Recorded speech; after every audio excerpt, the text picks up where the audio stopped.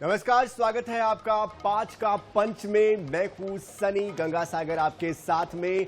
इस बुलेटिन में आपको दिखाएंगे शाम 5 बजे तक की 5 वो बड़ी और महत्वपूर्ण खबरें जो सुर्खियों में छाई रही।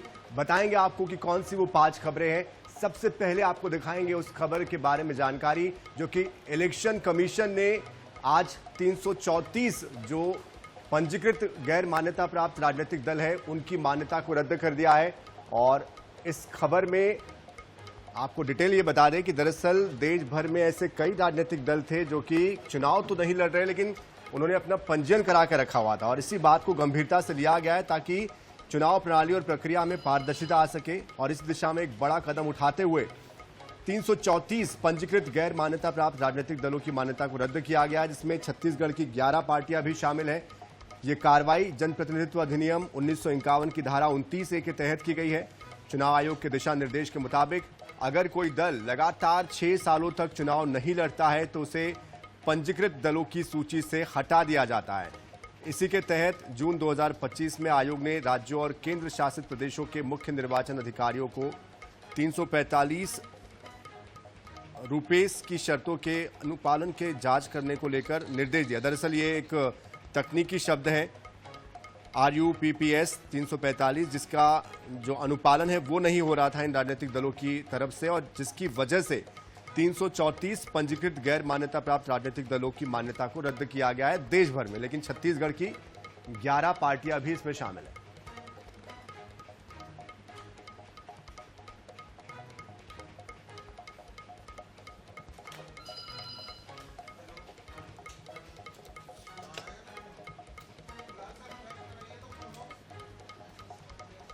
तो देखिए, राजनीतिक दलों का पंजीकरण इसलिए भी कराया जाता है ताकि चंदा मिल सके।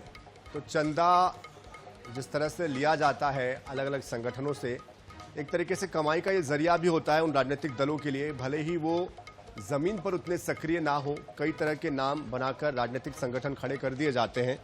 कई समाज के लोग भी होते हैं जो किस तरह से राजनीतिक संगठन बनाते हैं, लेकिन वो पूरे साल सक्रिय नहीं होते, सिर्फ चुनाव के वक्त वो पंजीयन कराते हैं ताकि अपनी किसी मांग को लेकर दबाव डाला जा सके सरकार पर या उस पार्टी पर जो कि सत्ता में आ सकती है। तो इस तरह से भी पंजीयन होते हैं और इसलिए भी इनकी संख्या लगातार बढ़ती जा रही है। और इस संख्या को अगर टटोला जाए, देखा जाए, तो कहीं ना कहीं इसमें कई ऐसे राजनीतिक दल हैं जो कि बिल्कुल भी सक्रिय नहीं है, लेकिन उनको चंदा तो पूरे साल मिलता है और जो 6 साल में एक बार भी चुनाव नहीं लड़ते हैं। इसी बात को ध्यान में रखते हुए जो नियम बने हुए हैं उसका पालन करते हुए निर्वाचन आयोग ने चुनाव में पारदर्शिता लाने के लिए, ट्रांसपेरेंसी लाने के लिए ये बड़ा कदम उठाया है।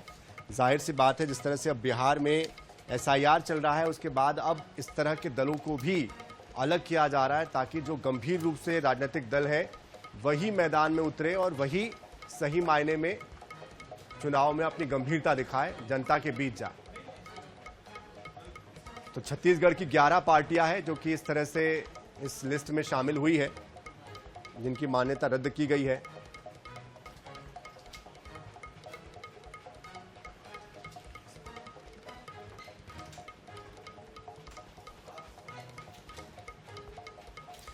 तो शर्त ये भी होती है कि 6 साल तक चुनाव लड़ना होता है। जो भी चुनाव होते हैं उस पर अपनी भागीदारी दिखानी पड़ती है। लेकिन चूंकि ये दल चुनाव नहीं लड़ पाए, कोई अपनी सहभागिता दिखा नहीं पाए और इसलिए भी उनकी जो मान्यता है वो रद्द हो रही है। तो 334 नाम पूरे देश भर से आए हैं। हालांकि कई और नाम इसमें शामिल भविष्य में हो सकते हैं क्योंकि कई ऐसे राजनीतिक दल हैं जिन्होंने इन राजनीतिक पार्टियों के जरिए पैसे कमाने का एक जरिया इनको बना लिया है। और चाहे वो टिकटों का बंटवारा करने को लेकर हो या चंदे के नाम पर अलग अलग संगठनों से पैसे लेने की बात हो, इस तरह से अक्सर हम ये देखते हैं कि ये पार्टियां सिर्फ चुनाव के समय सक्रिय होती हैं। और इस पूरी खबर पर अधिक जानकारी के लिए दिल्ली के हमारे संवाददाता स्पर्श शर्मा हमारे साथ जुड़ चुके हैं। स्पर्श, 334 दलों का नाम आ रहा है इस सूची में, ये जो 334 राजनीतिक दल है, ये कहाँ के अधिकतर है, किस तरह के ये दल है, इनको लेकर और क्या डिटेल्स सामने आ रही है और किस तरह से क्या इन पर कोई जुर्माना या कोई कार्रवाई हो रही है?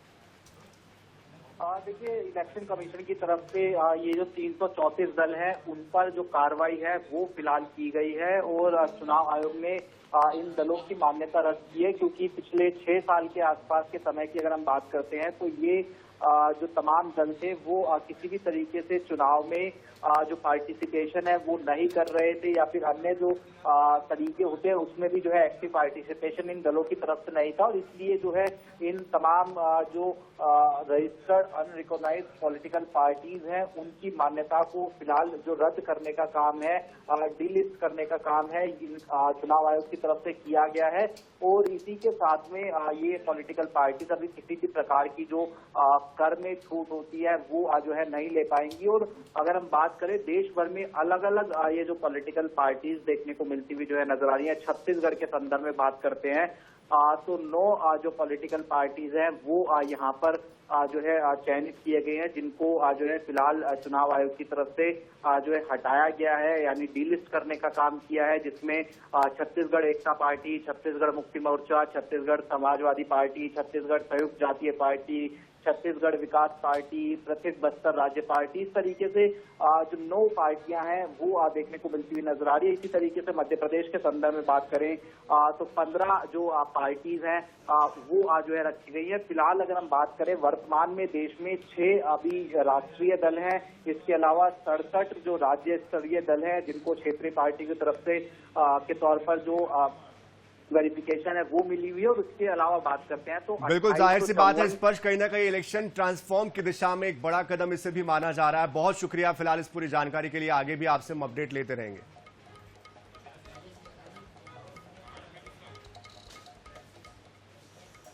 और अब बात ऑपरेशन सिंदूर की, जिसको लेकर थल सेना के अध्यक्ष जनरल उपेंद्र द्विवेदी ने मद्रास के आईआईटी में संबोधित करते हुए बताया कि दरअसल ऑपरेशन सिंदूर शतरंज की तरह था, जहां पर यह बिल्कुल नहीं पता था कि आगे से कौन सी चाल चली जाएगी, किस तरह का नुकसान उठाना पड़ेगा, क्या होगा, क्या रणनीति होगी। और उन्होंने ऑपरेशन सिंदूर को लेकर कई राज खोले हैं, विपक्ष को इशारों इशारों में जवाब दिया है, साथ ही पाकिस्तान के प्रोपेगेंडा पर भी तंज कसा है। उन्होंने कहा कि ऑपरेशन सिंदूर शतरंज के खेल की तरह था, दुश्मन की अगली चाल क्या होगी इसके बारे में कोई जानकारी नहीं थी, क्या एक्शन होगा हम सहमात उनको दे रहे थे, कहीं जान गंवाने का जोखिम भी उठा रहे थे, कई लोगों की जान जा सकती थी। आईआईटी मद्रास के कार्यक्रम के दौरान उन्होंने इसके बारे में जानकारी दी, कहा कि इसके लिए राजनीतिक नेतृत्व में हमें खुली छूट मिली हुई थी। और इस बात पर खासतौर पर उन्होंने जोर दिया कि जो जीत होती है वो दिमाग से होती है, इसलिए ऑपरेशन सिंदूर के दौरान पाकिस्तान अपने नागरिकों को ये विश्वास दिलाने में जुटा रहा कि हालिया संघर्ष में उसकी जीत हुई है। पहलगाम हमले के बाद पूरा देश चूंकि दुखी था, आक्रोशित था, जाहिर सी बात है, और उसको लेकर बदला लेने की बात बार बार कही जा रही थी। और इसलिए भी ऑपरेशन सिंदूर की जो सफलता है वो कई मायनों में महत्वपूर्ण हो जाती है। Kind of a confidence with the political directions and political clarity for the first time we saw, and that's what made a difference, because we want to do a lot, but that kind of hand holding and kind of free, no terms of restrictions, if I can say that, and that is what kind of raises up your morale, and that is how it helped our army commanders or commander-in-chiefs on ground to kind of act as per their wisdom. Of course, then 25th we visited the Northern Command, as you're aware that is the place where we thought, planned, conceptualized and executed the 7 targets out of the 9 which were destroyed, and where a lot of terrorists were killed.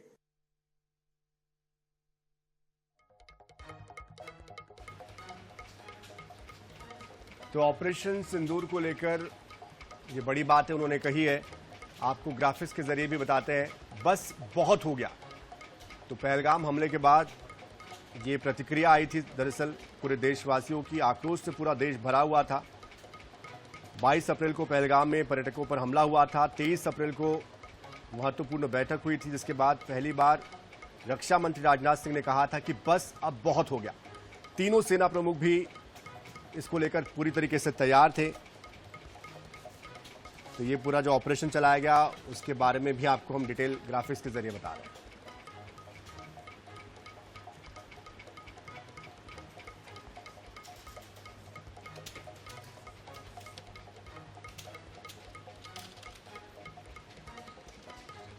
और मद्रास के बाद अब उत्तराखंड की बात करते हैं, जहां पर उत्तराखंड के धराली में आई प्राकृतिक आपदा में अब तक 5 लोग अपनी जान गंवा चुके हैं। 100 से ज्यादा लोगों का रेस्क्यू किया गया है और भी कई लोग अभी भी मलबे में दबे होने की आशंका है, जिनको लेकर एनडीआरएफ, एसडीआरएफ, आईटीबीपी की जो टीमें हैं वो लगातार राहत और बचाव कार्य में जुटी हुई है। 100 से ज्यादा लोगों के लापता होने की जानकारी अभी सामने आ रही है और 250 लोग अब भी फंसे होने की बात कही जा रही है। तो मुख्यमंत्री पुष्कर सिंह धामी लगातार हालात पर नजर बनाए हुए हैं। इधर प्रभावित परिवारों को 5 लाख के मुआवजे की घोषणा कर दी गई है। 5 अगस्त को बादल फटने की वजह से धराली गांव 24 सेकंड के अंदर जिस तरह से बादल फटा था, जो पानी का वेग था, महज 24 सेकंड के अंदर ही पूरा जो यहाँ की जो बसाहट थी गांव की वो मलबे में तब्दील हो गई। 5 लोगों की मौत की पुष्टि हुई है। 100 से ज्यादा लोग लापता हैं। 250 लोगों के मलबे में फंसे होने की बात सामने आ रही है।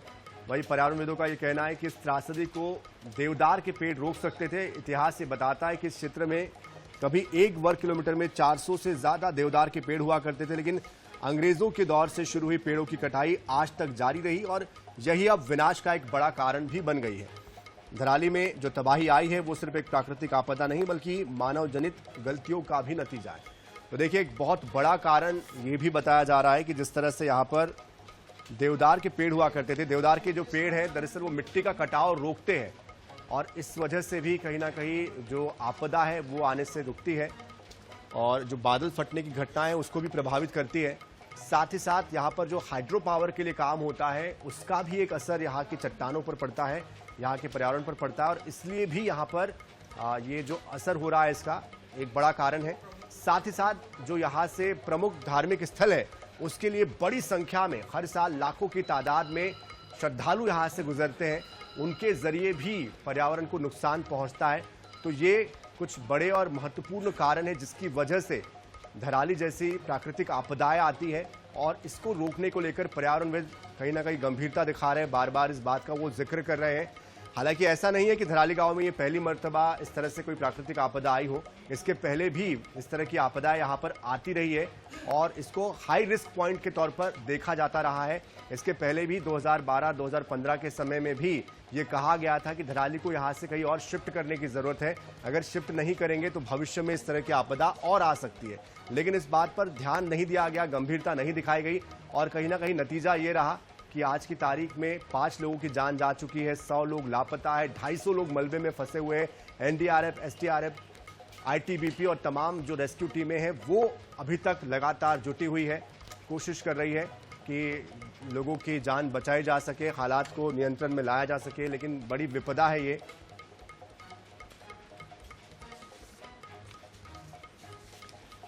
और इस बीच उत्तराखंड से हमारे साथ ब्यूरो चीफ योगेश राणा भी जुड़ चुके हैं, वो उनसे हम समझते हैं। योगेश जी, आपसे समझना चाहते हैं फिलहाल वहां पर ताजा हालात क्या है, कितने लोगों का रेस्क्यू कर लिया गया है, कितने लोग अभी भी मलबे में दबे हुए हैं, फिलहाल वहां पर क्या ताजा स्थितियां? जी बिल्कुल, अगर धराली की बात करें तो अभी हालात इस हिसाब से कह सकते हैं कि थोड़ा चिंताजनक है, क्योंकि लापता लोग या फिर कितने लोग गायब हैं या फिर कितने मृत हो गए हैं, इनकी अभी तक कोई सूची नहीं बनी है। इसको लेकर जिला प्रशासन और सरकार लगातार काम कर रही है। हालांकि ये काम बहुत मुश्किल भी है, क्योंकि धराली एक ऐसी जगह है जो गंगोत्री धाम जाने के लिए एक टूरिस्ट पॉइंट भी है। यहाँ पर बड़ी संख्या में लोग रुकते भी है और इसके साथ साथ वहाँ कौन लोग मौजूद थे, बाहर के पर्यटन के लिए जो पर्यटक के लिए आए हुए लोग थे वो बड़ी संख्या में उस वक्त वहाँ मौजूद होंगे। तो इस काम में जुटी हुई है। और अभी ताजा अपडेट एक ये भी है कि केंद्र सरकार की एक टीम पूरे के पूरी इस आपदा का जो आपदा प्रभावित ये क्षेत्र है, पूरा का पूरा गांव है, इसका दौरा करेगी, इसका आकलन करेगी, बचाव की रणनीति क्या बनाई जाए और मुआवजे को लेकर जो एक विवाद बनता हुआ दिख रहा है, क्योंकि फौरी तौर पर सरकार ने 5-5 हजार रुपए मुआवजे देने की बात की थी, लेकिन इस पर बड़ा विवाद हो गया और वो विवाद होने के बाद फिर उत्तराखंड सरकार ने एक कमेटी गठित की है आकलन करने के लिए, जो जल्दी अपनी रिपोर्ट देगी कि आखिर ये जो हादसा हुआ है, ये पूरी प्राकृतिक आपदा आई है, इसका आकलन कैसे किया जाए। जो प्रभावित है उनको कितना मुआवजा दिया जाए, किस तरह से इसका एक समाधान खोजा जाए।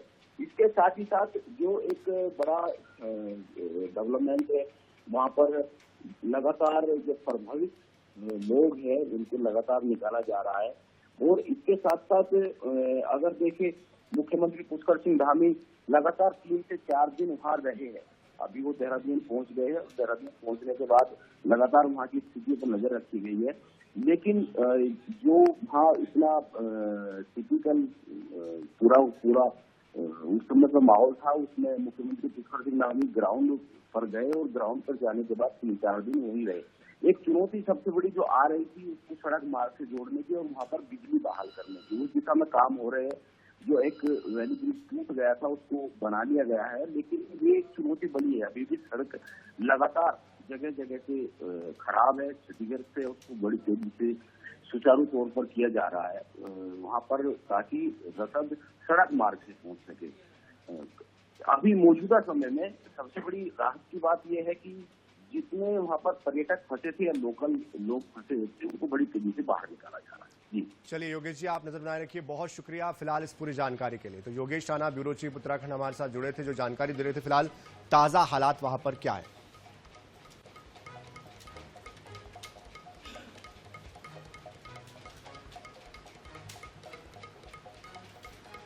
और अब बात मध्य प्रदेश के रायसेन के अब्दुल्लागंज की, जहां पर दशहरा मैदान पर रेल निर्माण को लेकर जो यहां पर जमीन दी गई है उसका भूमि पूजन किया गया। और इसके लिए राजनाथ सिंह, जो रक्षा मंत्री, वो खुद यहां पर पहुंचे और रक्षा मंत्री राजनाथ सिंह ने महत्वाकांक्षी परियोजना का भूमि पूजन किया।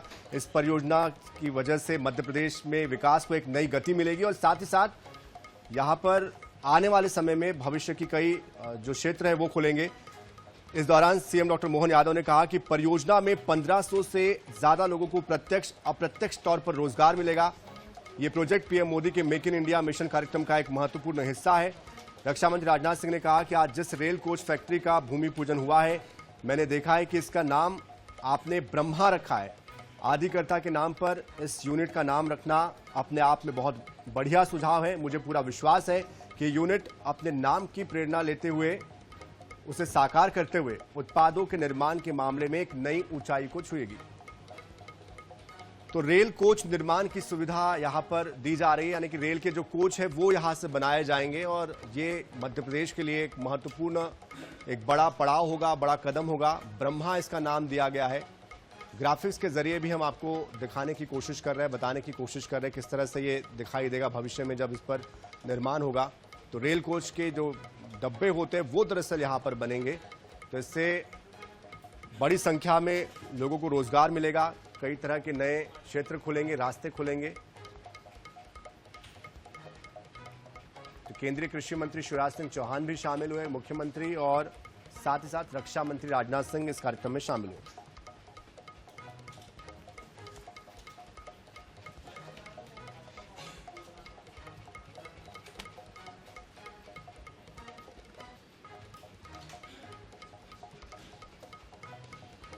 तो रक्षा मंत्री के हाथों भूमि पूजन किया गया है। रायसेन के अब्दुल्लागंज के गांधी मैदान पर ये जगह जहां पर भूमि पूजन किया गया, और तस्वीरें आपको दिखा रहे हैं किस तरह से ग्राफिक्स के जरिए बता रहे कि कैसे, कहां पर क्या होना है, असेंबल कहां पर ये कोच होंगे, कहां पर निर्माण होगा, किस तरह से बनाया जाएगा, किस बिल्डिंग को क्या नाम दिया गया है। यूटिलिटी बिल्डिंग 2 और 1, साथ ही टेस्टिंग हैंगर ब्रह्मा इस जगह का नाम दिया गया, इस प्रोजेक्ट का नाम जो यहां पर काम होना है उसके लिए।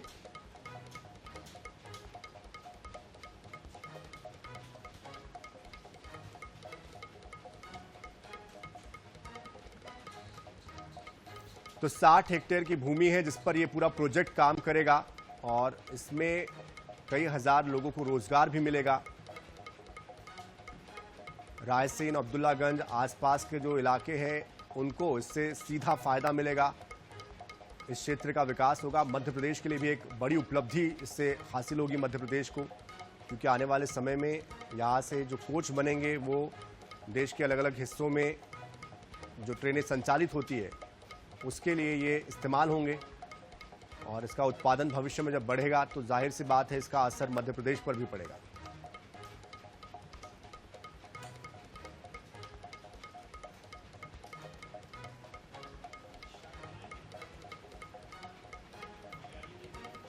तो सीएम डॉक्टर मोहन यादव भी इस दौरान यहां पर मौजूद रहे, साथ ही केंद्रीय कृषि मंत्री शिवराज सिंह चौहान वो भी यहां पर मौजूद रहे।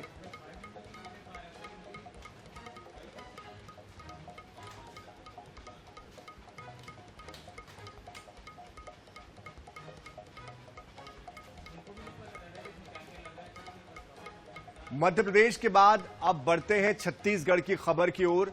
रक्षाबंधन के मौके के दिन पूर्ववर्ती कांग्रेस सरकार की योजना गौधन न्याय योजना को वर्तमान सरकार यानी कि विष्णुदेव साय सरकार ने बंद कर दिया और उसके बदले एक नई योजना की शुरुआत कर दी। नई योजना का नाम है गौधाम योजना। गौधन योजना और गौधाम योजना बिल्कुल सही समझ रहे हैं आप। गौधाम योजना के तहत जो चरवाहे हैं, जो केयर टेकर है, उनको 10,000 या उससे ज्यादा मानदेय देने की बात कही जा रही है। लेकिन ये योजना इतने पर ही खत्म नहीं हुई। जैसे ही इसका ऐलान हुआ वैसे ही इस पर सियासत भी तेज हो गई। अब कांग्रेस और बीजेपी दोनों इस योजना को एक दूसरे की योजनाओं से कंपेयर कर रहे हैं और इसी को लेकर अब सियासत छिड़ी हुई। क्या है पूरा मामला, देखिए इस रिपोर्ट में। छत्तीसगढ़ सरकार ग्रामीण अर्थव्यवस्था को सशक्त बनाने और पशुधन संरक्षण को नई दिशा देने गौधाम योजना की शुरुआत करने जा रही है। योजना का स्वरूप इस तरह तैयार किया गया है। निराश्रित एवं घुमंतु गौवंशीय पशुओं की देखभाल के साथ साथ चरवाहों को 10,916 रुपए प्रतिमाह और गौ सेवकों को 13,126 रुपए प्रतिमाह मानदेय दिया जाएगा। गौ माता के संरक्षण, संवर्धन, दुर्घटनाओं से बचाव, किसानों के फसलों के नुकसान से बचाव, इन सब के लिए राज्य सरकार ने एक वृहद कार्य योजना बनाई है ताकि एक तरफ जहां हमारी गौ माताएं सुरक्षित रहे। छत्तीसगढ़ में निराश्रित गौवंश का प्रबंध एक बड़ी समस्या है। सड़कों पर गौवंश के बैठने के कारण आए दिन दुर्घटनाएं हो रही हैं। इससे पहले छत्तीसगढ़ में कांग्रेस की सरकार ने गोधन न्याय योजना लॉन्च की थी। हालांकि तब भी यह समस्या दूर नहीं हुई थी। उल्टे योजना में करोड़ों रुपए के घोटाले के आरोप लगे। अब भाजपा सरकार गोधाम योजना को लेकर आ रही है, जिसे लेकर भाजपा और कांग्रेस आमने सामने हैं। विष्णुदेव साय जी के सरकार का गौ वंश के प्रति, गौ माता के प्रति एक बहुत बड़ा निर्णय है और निश्चित रूप से इससे बहुत ऐतिहासिक निर्णय है। इससे बहुत असर पड़ने वाला है। हम 10,000 गौठान शुरू किए थे, ये कितने गौठान शुरू कर रहे हैं? गोधाम कितना शुरू करेंगे? ये तो बताया 20 महीने बीत गए, लेकिन अभी तक के मवेशी खुले में है। फसल बर्बाद हो रहा है, दुर्घटनाएं हो रही है, जान माल का नुकसान हो रहा है, तस्करी बढ़ गई है। गोधाम बनेंगे प्रशिक्षण केंद्र, बढ़ावा मिलेगा गौ उत्पादों को। गोबर खरीदी नहीं होगी, चारा विकास को मिलेगा प्रोत्साहन। निराश्रित एवं घुमंतु गौवंशीय पशुओं को ही रखा जाएगा। उत्कृष्ट गौधाम को हर पशु के लिए पहले वर्ष 10 रुपए रोज मिलेंगे, दूसरे वर्ष 20 रुपए प्रतिदिन, तीसरे वर्ष 30 रुपए प्रतिदिन मिलेंगे, चौथे वर्ष 35 रुपए प्रतिदिन के हिसाब से राशि दी जाएगी। प्रत्येक गोधाम में अधिकतम 200 गौवंशीय पशु रखे जा सकेंगे। छत्तीसगढ़ सरकार ने गोवंश संरक्षण और दुर्घटनाओं को रोकने बड़ी पहल की है। गौधाम योजना के माध्यम से आवारा मवेशियों की समस्या खत्म होगी। वहीं सड़कों पर मवेशियों की वजह से होने वाली घटनाओं पर भी लगाम लगेगी। ऐसे में यही उम्मीद की जा सकती है कि योजना का संचालन धरातल पर बेहतर ढंग से हो। रायपुर से INS 24/7 के लिए गौरव शर्मा की रिपोर्ट। तो देखिए, प्रदेश की सियासत में एक और मुद्दा अब आ चुका है, गौधाम योजना का मुद्दा। हालांकि गौ की वजह से लगातार हम देखते हैं कि सड़कों पर जो दुर्घटनाएं हैं उनकी संख्या हर दिन बढ़ते जा रही है और बार बार जरूर कहा जाता है, गौ संरक्षण की बात जरूर की जाती है। कई गौ सेवक इसके नाम पर मारपीट तक कर देते हैं। लेकिन सवाल यही आकर रुक जाता है कि गौ संरक्षण को लेकर, गंभीरता को लेकर अब तक क्यों नहीं सरकार गंभीर हुई। और ये जो गौ सेवक है, ये सड़कों पर जिस तरह से गाय बैठी रहती है बेवजह के, इसको लेकर जो विवाद होते हैं उसको क्यों नहीं रोक पा रहे। बहरहाल इस पर आगे क्या एक्शन होता है, किस तरह की सियासत होती है, क्या बयान आते हैं, इस पर हमारी नजर बनी हुई है। फिलहाल इस बुलेटिन में इतना ही। ताजा खबरों के लिए, अपडेट्स के लिए आप बने रहिए INS 24/7 के साथ। नमस्कार।